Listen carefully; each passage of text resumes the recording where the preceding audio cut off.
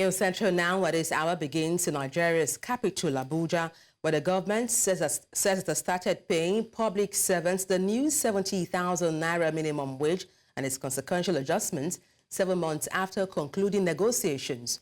Over 1.2 million civil servants on the federal payroll will receive the updated salary in September. The directive came through a warrant signed by the Accountant General of the Federation, Dr. Oluwatoyin Madeng, instructing the Budget Office to implement the new payment. A document from the National Income Salaries and Wages Commission outlined the updated earnings for civil servants under the consolidated public service salary structure, and this marks a significant boost for workers across all levels of federal service. Let's tell you that the federal government of Nigeria has disbursed 24.78 billion naira to 991,261 poor households under the National Cash Transfer Program aimed at alleviating poverty. The National Social Investment Program Agency announced that beneficiaries span across all 36 states and the Federal Capital Territory. NSIPA Coordinator Badamasi Laos said disbursement aligns with President Bola Tinubu's renewed hope agenda. In August, 3.83 billion naira was paid to 153,038 households, while 20.96 billion was paid in September to 838,223 households, with each receiving 25,000 naira. The initiative seeks to cushion economic shocks, improve household finances, and promote well-being. Finance Minister Wale Edun confirmed the second tranche of payments to nearly 1 million beneficiaries. The federal government has suspended 2 senior officers of the Nigeria Correctional Service over alleged misconduct linked to the incarceration of cross-dresser Idris Okuneye, also known as Bobrisky. The action follows a viral video by influencer Martins Vincent Otse, in which Bobrisky claimed he spent his jail time in a private apartment and bribed the Economic and Financial Crimes Commission, EFCC, with 15 million naira. Investigations are underway, ordered by EFCC Chairman Olu Olukoyede and Minister of Interior, Dr. Olubunmi Tunji Ojo. Now, 2 other officers from different correctional facilities were also suspended for related infractions. The government has promised to make the findings public once investigations are complete. Away from that, government has kick-started activities lined up for the nation's 64th anniversary celebration. The Secretary to the federal government, in company with several cabinet ministers, urged people to celebrate today, saying much has been achieved in the last 64 years. Our correspondent, Amadine Oyi, shares more.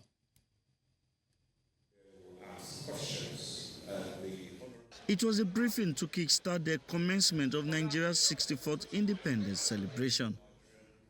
In attendance were senior government officials, cabinet members, amongst others. The 64th independence anniversary calls for a combination of critical actions on our part as citizens and collectively as a nation. These actions include a reflection on our past and a determination to raise the banner of hope, progress, peace, unity, and development. The Secretary to the Government of the Federation, while reflecting on the journey so far, urged citizens to celebrate the nation's democratic odyssey. We must recognize with pride our journey to a stable and broken democratic sovereignty, which has spanned 25 years since 1999. Other cabinet members present took time to highlight key achievements in their ministries.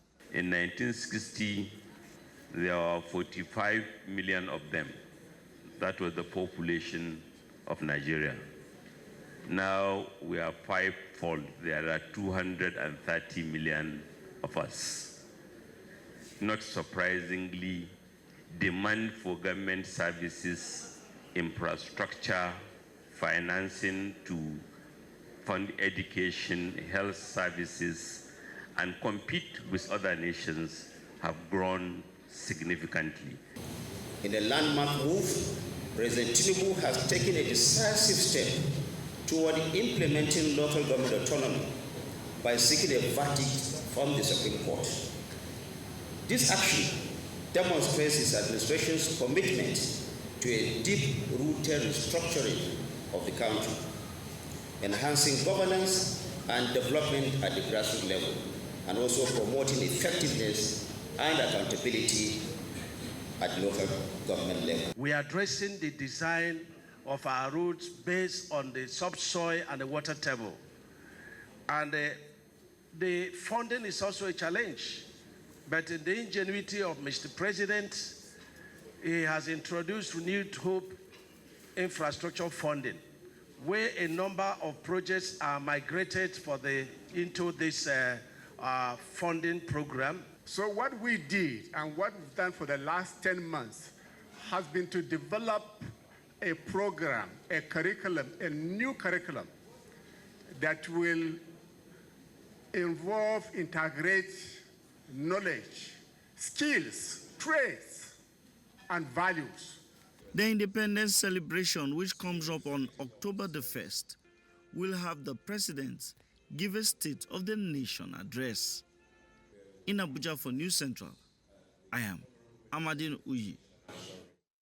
Recall we brought to you news that the federal government has released 24 billion naira to over 900,000 Nigerian households. And to unpack that, we're joined by our guest, public affairs analyst and person of Aliyu Ilias. Good afternoon. Glad to have you join me on the news. Good afternoon. Thank you for having me. All right. I'll start by asking you, what are your thoughts on these cash transfer by the federal government? Right. I think it's an interventional program, and but in addition to that, cash transfer is temporary and it solves temporary issues. So it's not a long-term solution to poverty reduction. However, because of the challenges we have now, I think it's not too bad. But when you say it's not a long-term solution, in your own estimation, what will be a long-term solution to poverty in Nigeria? Right. Our poverty problem in Nigeria is quite structural, and once we can solve the structural challenges, I think we can really solve the problem of poverty. You agree with me that a successive administration have worked on poverty reduction program right from the Fourth Republic, rather, Obasanjo, Jonathan, Yaradua, even President Muhammad Buhari. But the thing is, we have to solve this structural problem by having an institutional solution to it. And what is the institutional solution is to have a good economy. If you have good economy, people have the purchasing power, and you will have killed poverty. That's what actually happened in China. As at 1990, Nigeria and China are almost in the same level. But if you go to China, there are people who have moved beyond poverty level, while Nigeria is still down the poverty line. Well, I know you mentioned that this is a temporary measure, but critics say, what impact can these have on the economy? I mean, injecting 24.78 billion naira into the economy. What's the impact? For me, it has no impact. Like I said, it's quite temporary. And why it doesn't have impact? Our problem is what we know that is actually transportation, cost of fuel, cost of energy, and insecurity. If you solve all this problem, I think this money they are giving to individual should have been channeled to solve this major problem. You recall President Bola Tinubu gave each state 10 billion for CNG buses. Up till now, even what the federal government promised, you've not seen it. And that's why I said it's better we channel this money we are giving for cash transfer to channel into a major thing that will reflect in the long run. Because if the CNG is actually working, all Nigeria would have benefited from it, not even those people. And in long run, it will have also reduced their poverty level. Well, it's a good thing you referenced the CNG buses initiative. People are raising concerns as to how this process can be transparent when it comes to accountability. How can it be carried out in such a way that corruption is avoided in the process of this?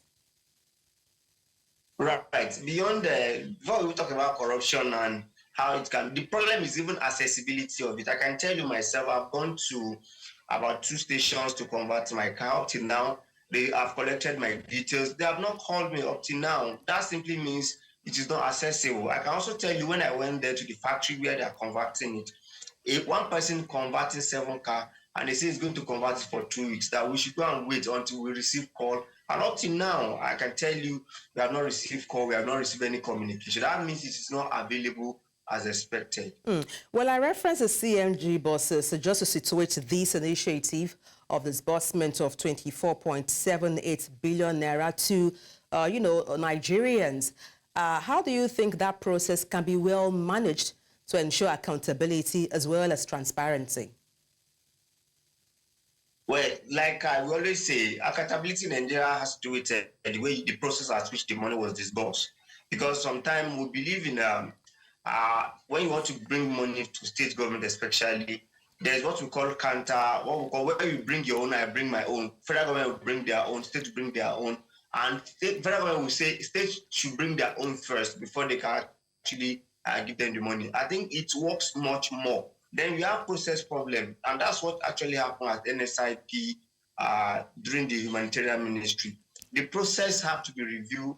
Because of giving out money in Nigeria have to be reviewed, that it will discourage people from taking advantage of the money. If not, people would definitely convert it to their own benefits.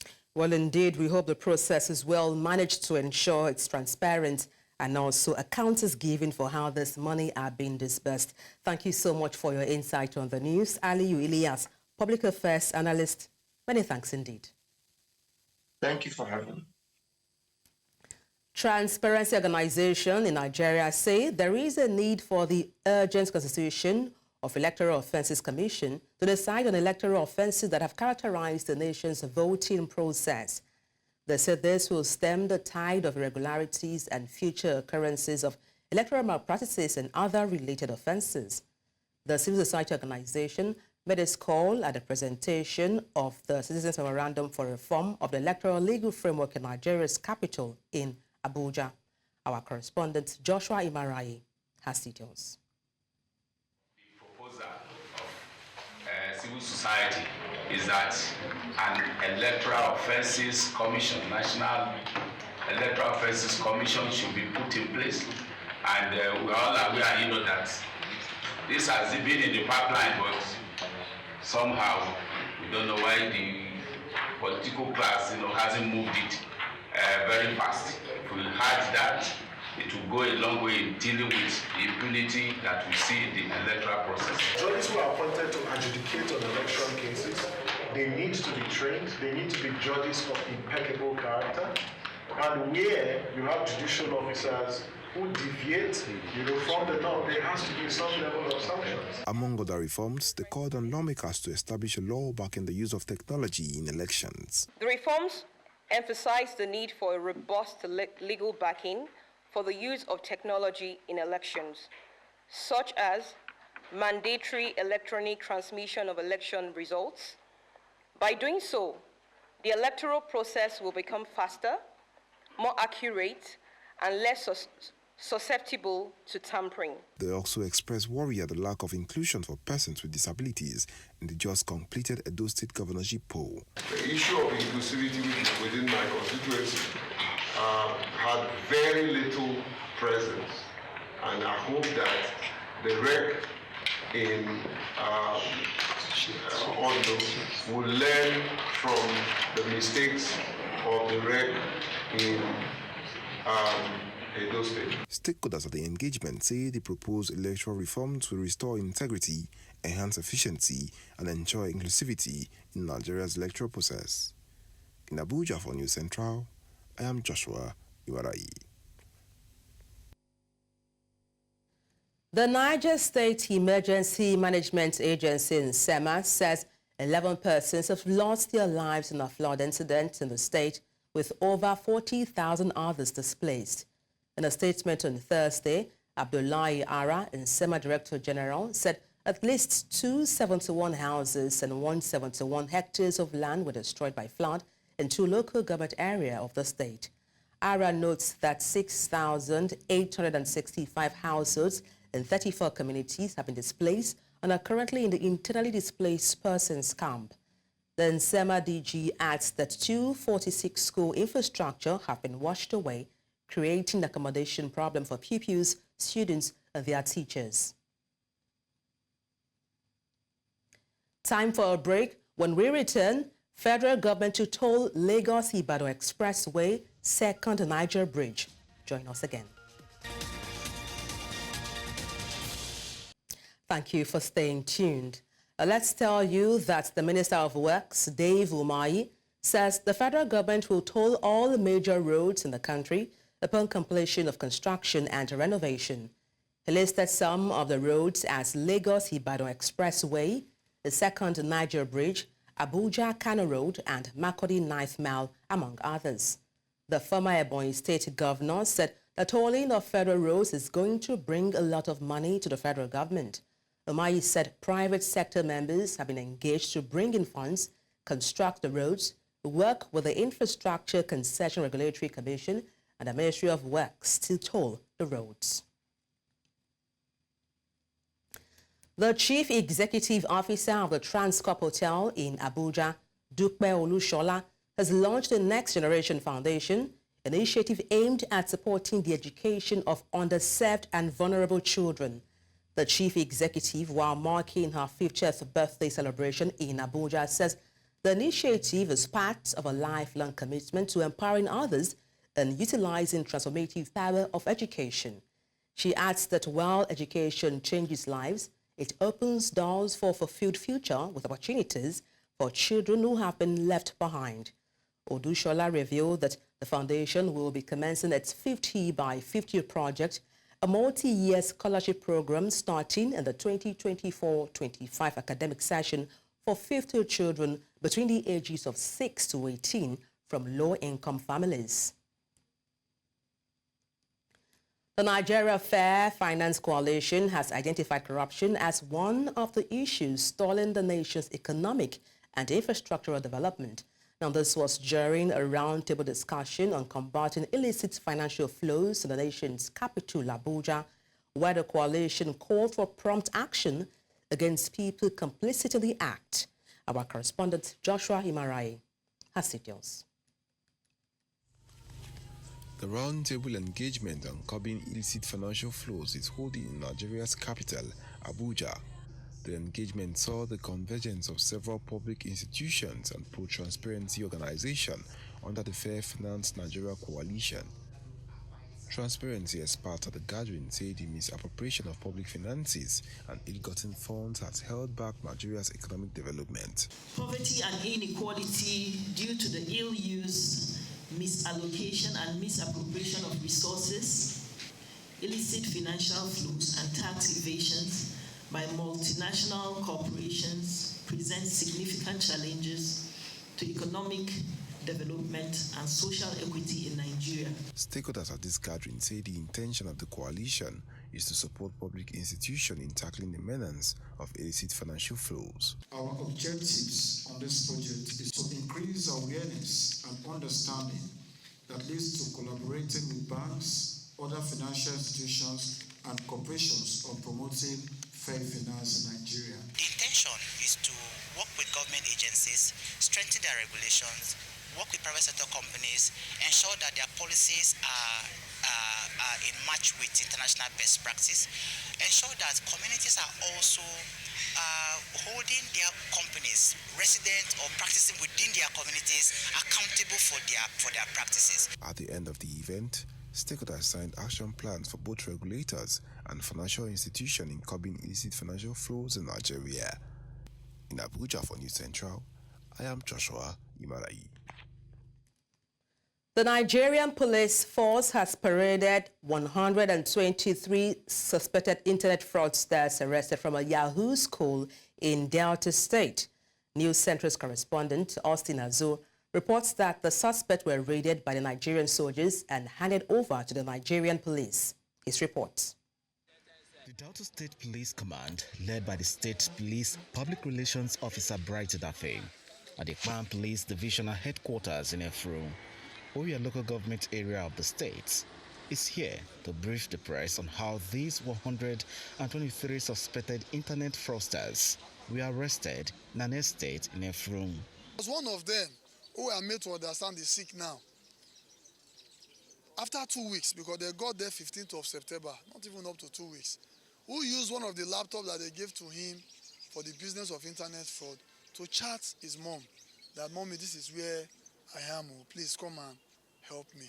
And that was how one of them who had a link with the military informed the military, who went into that estate to raid them. The police image maker said interrogation revealed that the suspects have trainers called chairmen, recruited boys between the ages of 17 to 25 years into the HK, popularly known as Hustling Kingdom or Training Center, after deceiving them that they were into forex training. These are people that ordinarily are supposed to be in the university studying. We are made to understand that some of them, their parents are not even aware that they are here.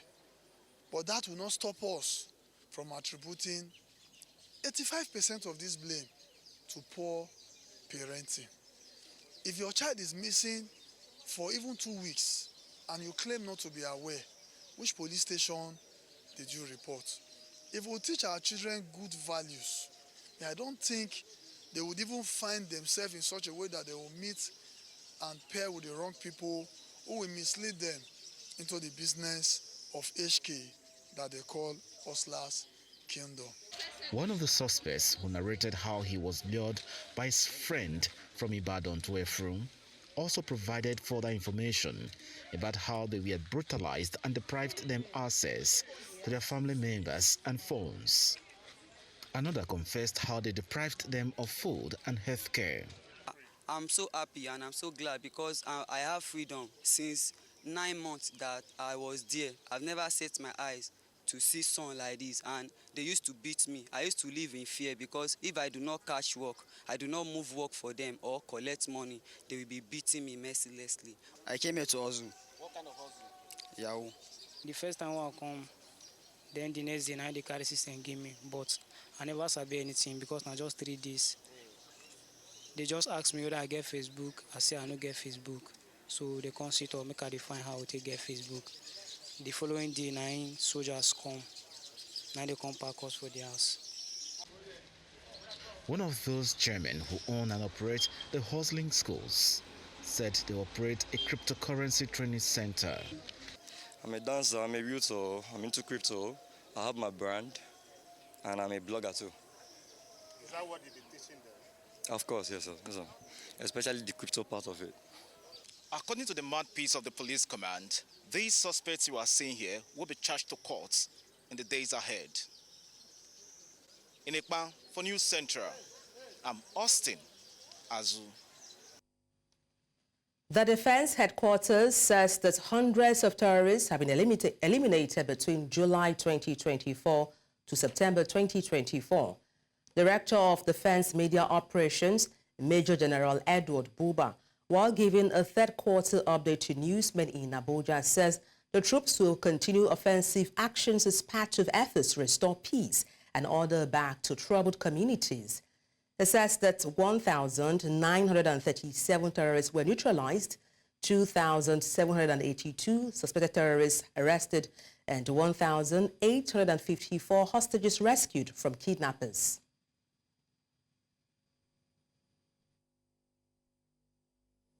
Overall, the troops of Operation Safe Haven neutralized 122 violent extremists, arrested 513 suspects, and rescued 305 kidnapped hostages. The troops also recovered 48 AK-47 rifles, 41 fabricated guns, 52 assorted arms, and 9,457 rounds of 7.62 millimeter special ammunition, among others. Troops' offensive activities combined with the synergy between the security agencies as well as our intelligence agencies resulted in the neutralization of several terrorist leaders, commanders, and combatants. The wife of Akwa Ibom State Governor, Pastor Mrs. Patience Umo-Eno, is dead. She died in the presence of her family on Thursday at an undisclosed hospital following an illness. According to a press release signed by the Commissioner for Information, Ini M.M. Obong, the family requested privacy as they mourn their wife and mother. Despite the death of his wife, Governor Eno assured Akwa Ibom people of his commitment to the service of the state.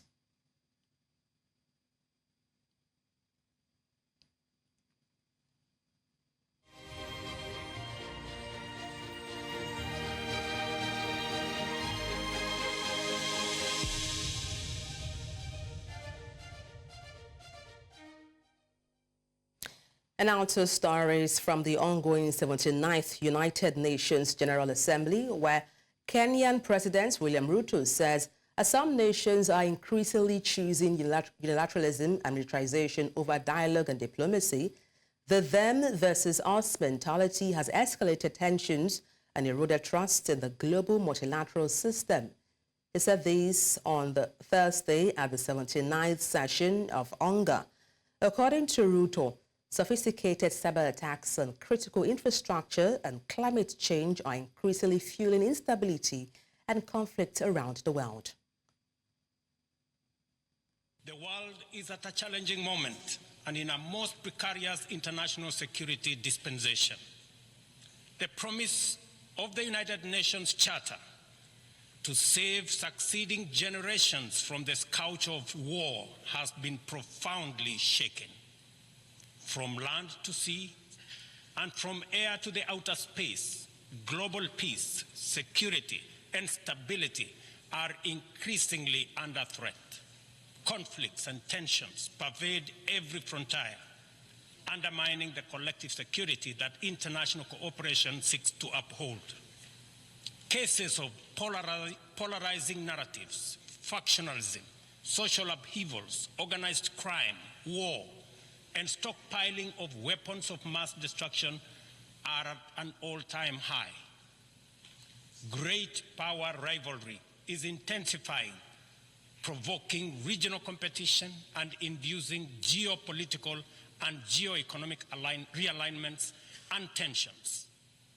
The subtle nuances of them versus us has produced negative coalitions, wars, tensions, as well as eroded trust and confidence in global multilateral system.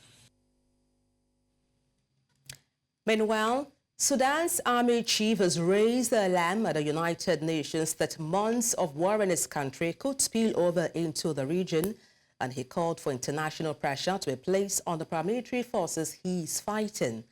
Abdel Fattah al-Burhan, speaking at the 79th UN General Assembly in New York, called on the international community on Thursday to designate the Paramilitary Rapid Support Forces, ISF, as a terrorist organization and to target its sponsors outside Sudan's borders. Very serious challenges. And in fact, a war is being waged. There's a conspiracy. A war is being waged by a group that has rebelled against the state for many years. It's receiving political and logistical support at the local and regional levels. You've all witnessed the crimes, the violations, and the atrocities committed by these rebels, targeting the Sudanese people and the Sudanese state. The war began with an attempt to seize power through force. With time, it's transformed into a total war against the Sudanese state and the Sudanese people. Countless crimes are being committed: ethnic cleansing, forced displacement, and genocide. all of this has been committed by the Rapid Support Forces, the RSF, which should be considered a terrorist group. This militia is continuing to perpetrate crimes, and it is most unfortunate that it is receiving the support of some states in the region. States which are providing funding and mercenaries for their own political and economic benefit, in flagrant violation of law and international will.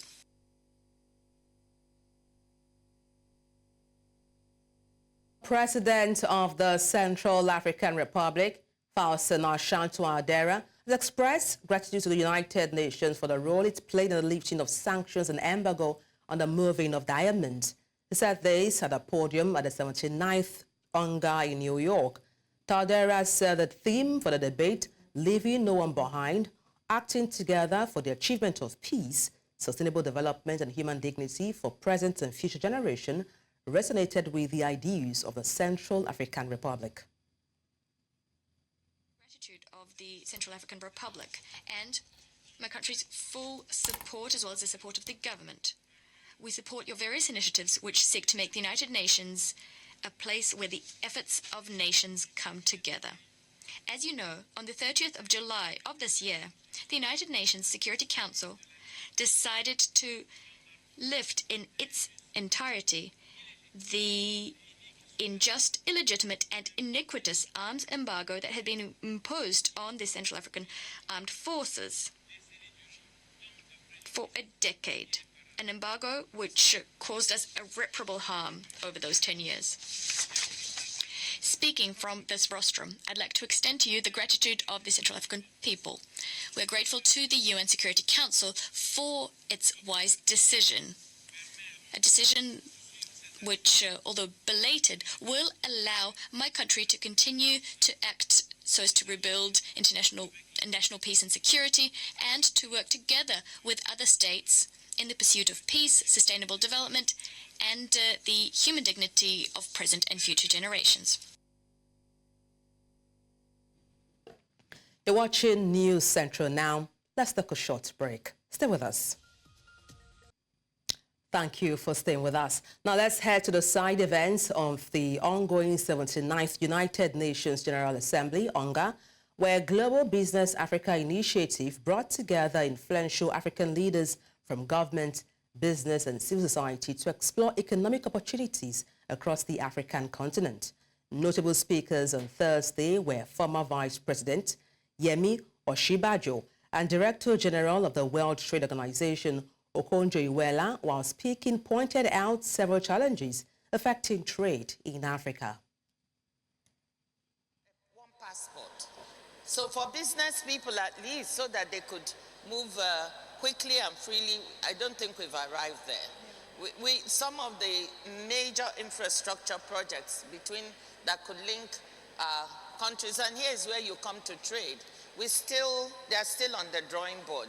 And the one thing I will always continue to say, the cost of doing trade on the continent is too high. It's like adding another tariff onto goods of over 300%. With that, it's very difficult to compete. And we can bring some of those costs down by digitizing some of our trading processes, implementing the trade facilitation agreement of the World Trade Organization. We've shown that countries that implemented it have seen their trade costs come down dramatically. But the average implementation worldwide is 70-something%, but for our continent it's 40-something. Okay, so why don't our countries implement that and help to bring the costs of trade down? And former Vice President Yemi Osinbajo, while speaking, emphasized the need to look at regulations to aid startup businesses in Africa. The whole question of market access. And that is so crucial. I mean, and that's a very crucial part of our work, to ensure that startups in Africa have market access. Yeah. In other words, they're able to do cross-border transactions. And the way to do cross-border transactions is to make entry level and barriers to lower barriers and make entry easier. Yeah. And the way to do that really is looking at regulations. How can we help? How can we handhold, literally, our startups so that they can do business in any of our jurisdictions. And that involves quite a bit of work. It involves the foundation itself engaging in the practice in every jurisdiction and bringing the help and results of that to our own startups. Staying with hunger, the alarming statistics that 1 in 5 girls worldwide is married before age 18, with even higher rates in the least developed countries, prompted the SDG Media Zone discussion to emphasize the urgent need for systemic change. Panelists at the SDG Media Zone, a side event of the 79th Hunger, called for a comprehensive legal and social framework to protect the rights of women and empower them for a better future. Our correspondent Chidima Ona shares more. Child marriage has long been a devastating issue in Africa. In the least developed countries, the statistics are even more alarming, with 36% of girls married before adulthood and 10% before age 15. At the SDG Media Zone in New York, a prominent panel moderated by Kayode Akintemi, Managing Director and Editor-in-Chief of New Central, confronted this urgent issue. The First Lady of Sierra Leone also shared her efforts to combat early child marriage in our country. Early marriage, in my own definition, is a form of legalizing rape. That's my own definition of early marriage, because a child cannot give consent, and if a child cannot give consent and then you allow a child to be married, that means you're forcing somebody else to rape that child. And since becoming the First Lady of Sierra Leone in 2018, I took it upon myself to make it my agenda so that people have to stop these cruel habits. And 7 years later, we are now able to ban the practice because I've managed to get the whole nation to understand the effect of early marriage on our girls. The impact of early child marriage on African women and girls is profoundly damaging. During the discussion, Natalia Kanem emphasized that child marriage not only severely limits their educational and economic opportunities, but also threatens the lives and health of young girls. If you know that the pelvic system of a young girl under 19 is not fully developed, it's about 80 to 88% developed, then you know what the ramifications are when she has to undergo sexual intercourse and carry a full pregnancy. So they have complications of obstructed labor. They can have uterine rupture and they can die. And if they don't die, there are morbidities that they have after that pregnancy. To effectively address this issue, a shift in social norms is essential. Panelists explore the reasons why eradicating child marriage has proven challenging. Why, therefore, is the issue still remaining very persistent? It's basically 4 issues.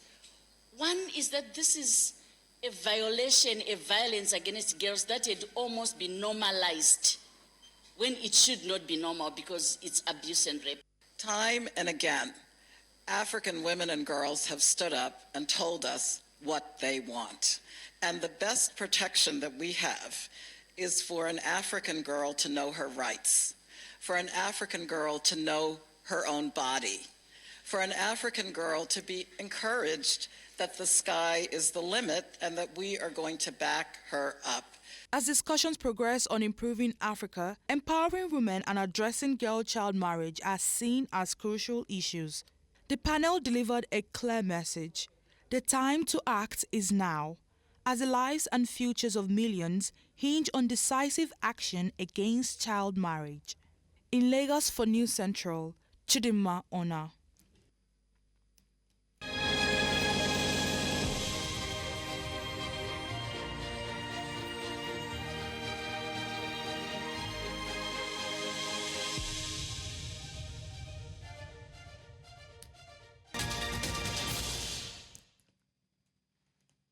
Let's head to Senegal, where Prime Minister Ousmane Sonko vows to investigate what he termed widespread corruption under the previous government, accusing it of having fiddled with its financial figures.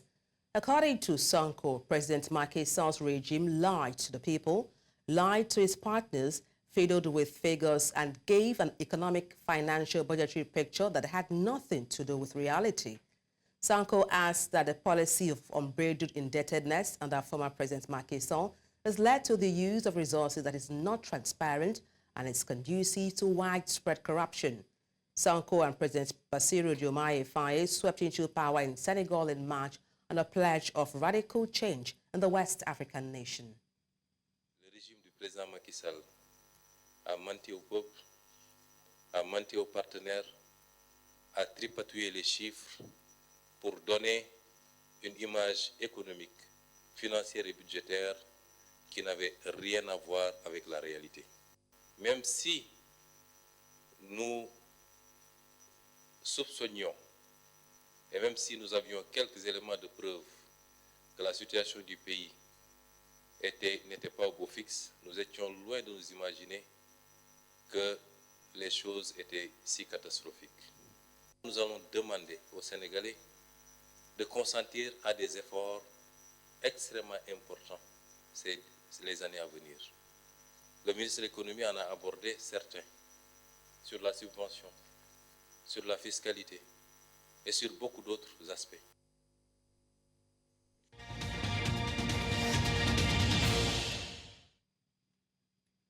In the world of sport, the Executive Committee of Nigeria Football Federation on Thursday approved recommendation of its Technical Development Subcommittee for the Federation's Technical Director, Coach Austin Eguavon, to continue in his role as head coach of the Super Eagles and lead the team in its 2025 Africa Cup of Nations qualifying matches against Libya next month. Eguavon and the current technical crew that also includes Fidelis Ilichukwu, Daniel Ogumodede, Olatunji Baruwa, and Thomas Zorek will also take charge of the Super Eagles B team for the qualifying campaign for next year's African Nations Championship, also known as CHAN. Meanwhile, the Executive Committee also approved recommendation of the Technical and Development Subcommittee for Coach Justin Madogo to lead the remaining technical crew and take charge of the senior women national team, Super Falcons, pending the appointment of a substantive head coach. Tottenham began their European League campaign with an impressive victory over Karabakh despite going down to 10 men from the 7th minute. After a 35-minute later kick-off at Tottenham Hotspur Stadium because of travel disruptions, the home side were dealt an early blow when defender Rado Drogosin was shown a straight red card for bringing down Juninho in a one-on-one of the Brazilian race through on goal. Despite that, Brennan Johnson had a ball in the back of the net 5 minutes later when Karabakh were caught playing out from the back and Dominic Solanke placed it into the path of the 23-year-old to slot into the bottom corner. Britain's US Open semi-finalist Jack Draper knocked out Polish number 2 seed Herbert Hurkacz 6-6, 6-4 to move into the Japan Open quarterfinals on Friday. The 22-year-old Draper earlier this month became the first British man to make the US Open last 4 since Andy Murray won the title 12 years ago, but found his path to the final blocked by eventual champion Jannik Sinner. Draper has picked up where he left off in Tokyo, beating Hurkacz in 1 hour, 24 minutes to set up quarterfinal against either American Brandon Nakashima or France Hugo Humbert. Hurkacz exit means only 3 of the 8 seeded players remain at the Japan Open. And that's all on the news. Let's look again at the top stories. Nigerian government has begun payment of new minimum wage to civil workers. Government has released 24 billion naira to 991,261 Nigerian households under the National Cash Transfer Program. We also told you that Senegal's Prime Minister, Ousmane Sonko, has pledged to probe immediate past government over corruption.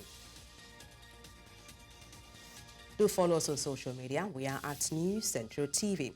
You can watch us live on DSTV, channel 422, Star Times, channel 274, Avo TV, and YouTube. Many thanks for watching. I am Adebola Adedugba.